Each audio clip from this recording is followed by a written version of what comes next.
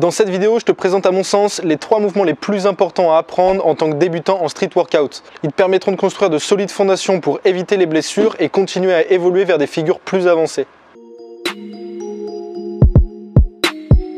Purchase your tracks today.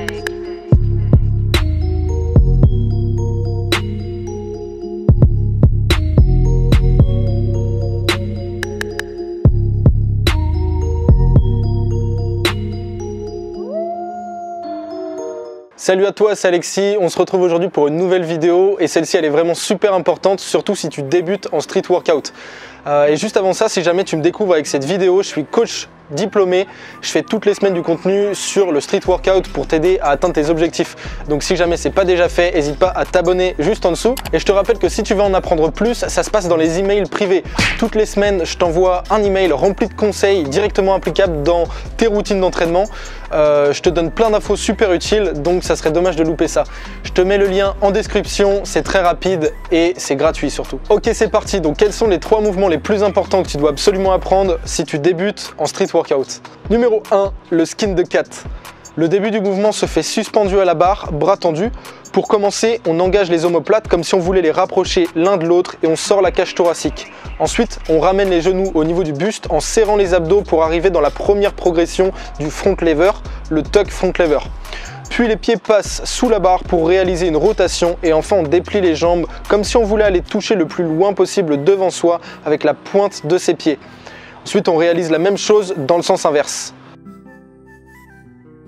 L'idéal ici, c'est de garder les bras tendus pendant la totalité du mouvement. Par contre, si c'est la première fois que tu le fais, je te conseille de garder les bras pliés, puis de progressivement avancer vers la version bras tendus. Si l'exercice est encore difficile, tu peux faire la même chose, cette fois-ci en t'assistant du sol. Si tu as une barre à la bonne hauteur ou des anneaux, alors tu peux pousser le sol pour t'aider au début du mouvement et donc réaliser un petit saut. Et cet exercice, il est juste ultra complet. Il va renforcer ta ceinture scapulaire grâce à l'abaissement et l'abduction des omoplates réalisés pendant la première partie du mouvement. Ensuite, il travaillera tes abdos et ton gainage quand tu monteras les genoux au buste et il améliorera ta mobilité d'épaule une fois que tu auras fait la rotation, ce qui est essentiel pour la bonne santé de tes articulations et un back lever de bonne qualité. En plus de tout ça, le fait d'avoir une amplitude de mouvement de quasi 360 degrés fait que tu vas recruter énormément de fibres musculaires, principalement celles de la chaîne postérieure, donc le dos, les épaules, les triceps, etc. Un autre avantage, c'est que c'est l'un des premiers mouvements que tu peux réaliser bras tendus en tant que débutant. Il va être indispensable pour conditionner tes tendons, tes muscles, tes ligaments, tes articulations, si tu veux réaliser des mouvements comme le front lever, le back lever et plein d'autres sans déclencher des symptômes de tendinite. Et ça, crois-moi, c'est super important. Amélioration de la force, de la mobilité, recrutement de nombreuses fibres musculaires, conditionnement des tendons et transfert sur de nombreuses figures plus avancées. C'est exactement le type d'exercice qui a de nombreux avantages et que tu dois absolument implémenter dans tes routines d'entraînement si ce n'est pas déjà le cas. Simplement parce qu'il va te faire énormément progresser. Numéro 2, le frog stand. Ici, pas besoin de matériel. Positionne tes 2 mains sur le sol en écartant les doigts quasiment au maximum.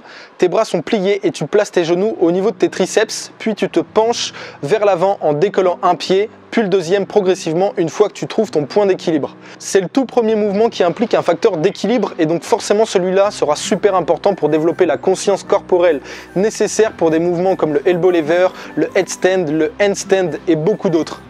Une grande pression sera exercée sur tes poignets et c'est exactement ça qui va permettre de les renforcer. Si tu commences à avoir des douleurs au niveau des poignets, au niveau des coudes ou des épaules, je te conseille vraiment de soit réduire le volume d'entraînement, soit complètement arrêter la pratique du mouvement pendant quelques temps, le temps de récupérer et puis une fois que tu auras plus de douleur, tu peux reprendre. Mais surtout ce qui est important, c'est de ne pas continuer à travers la douleur, sinon tu risques de développer des douleurs chroniques sur le très long terme et ça c'est problématique. C'est fréquent de déclencher certaines douleurs à ce niveau-là lorsqu'on démarre juste les mouvements d'équilibre puisque la totalité du poids de corps repose sur les poignets et qu'on n'y est pas forcément habitué au tout début.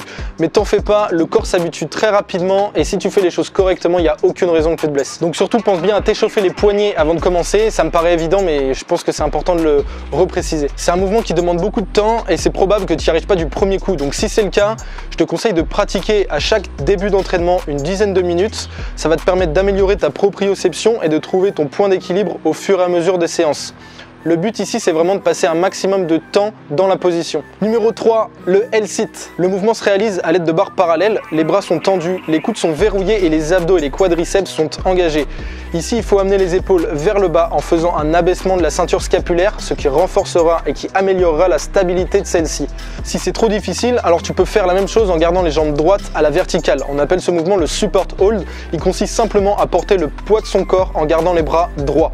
C'est vraiment important de ne pas rentrer la tête dans les épaules, ce qui créerait une instabilité et ce qui augmenterait les risques de blessure. Donc pense à pousser le sol aussi fort que possible et à amener les épaules vers le bas. Ensuite, il existe la version tuck avec les genoux pliés, puis avec une jambe dépliée et l'autre pliée, et puis pour finir le L-sit classique. Une fois que tu seras capable de tenir la position pendant 15 à 20 secondes, alors ça veut dire que tu es prêt à passer à la progression suivante. Cet exercice, il engagera principalement ton dos, tes triceps, tes abdos, tes quadriceps, et encore une fois, c'est un mouvement essentiel pour des figures plus avancées comme le L-sit to handstand, le V-sit, le mana et beaucoup d'autres. Si ça t'intéresse, il y a quelques mois, j'ai fait une vidéo spécialement à propos du L-sit. Je te donne plein de conseils et une routine d'entraînement précise.